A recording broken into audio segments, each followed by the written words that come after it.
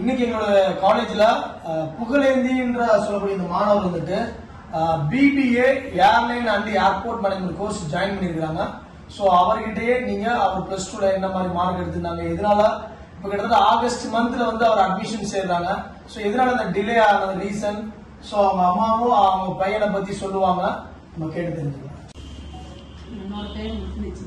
என்னோட மைண்ட் வந்து புகழேந்தி. கோழி அஞ்சல்ல 12th படித்தான். இந்த மாதிரி மார்க்ஸ் இதில் ஃபெயில் ஆனவும் எக்ஸாம் எழுதிட்டு எனக்கு தெரிஞ்ச ஒரு பொண்ணு மூலியமா இது ஒன்று சேர்த்துவேன். 9வது படிக்க வச்சு நல்லபடியாக வரணும் ஏர்லைனில் நான் ஒரு இதாக சேர்த்துருக்கேன். நாங்கள் வந்து துப்புரவு பணியாளர் வேலை பார்க்குறோம், நானும் எங்கள் ஹஸ்பண்டும். நான் அதிலலாம் எங்களால் போக முடியாமல் இப்போ என் மயனை கொண்டு வந்து ஏர்லைனில் படித்து ஏரோப்ளைனில் வேலை வாங்கிட்டாங்கன்னு ஒரு குறிக்கோளாக கொண்டு வந்து கஷ்டப்பட்டுனாலும் படிக்க வைக்கணும்னு நான் இங்கே வந்து சேர்த்துட்ருக்கேன். ஸோ அவங்க அப்பா அம்மா வந்துட்டு பார்த்தீங்கன்னா ஒரு துப்புரவு பணியாளராக இருக்கிறாங்க. இன்னைக்கு அவங்களுடைய சூழ்நிலை, அவங்க பையன் +2ல ஃபெயில் ஆகிட்டான், இருந்தாலும் அந்த பையனை அடுத்து உடனே அந்த ஜூன்ல எழுத வச்சு அவனை பாஸ் பண்ண வச்சு என்னோட மகன் வந்து விமானத்தில் வேலை பார்க்கணும், ஏர்போர்ட்ல வேலை பார்க்கணும் அவங்களுடைய ஒரு லட்சியமா இருந்திருக்குது.